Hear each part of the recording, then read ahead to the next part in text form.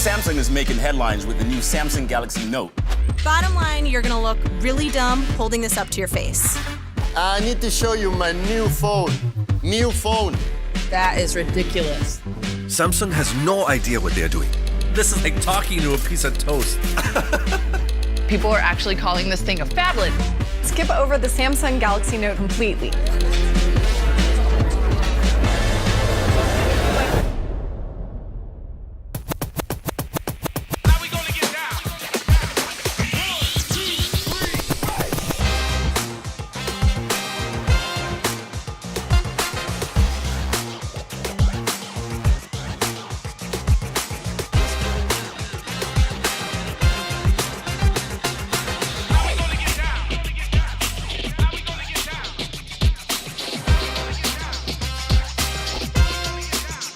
Big phones are a big deal.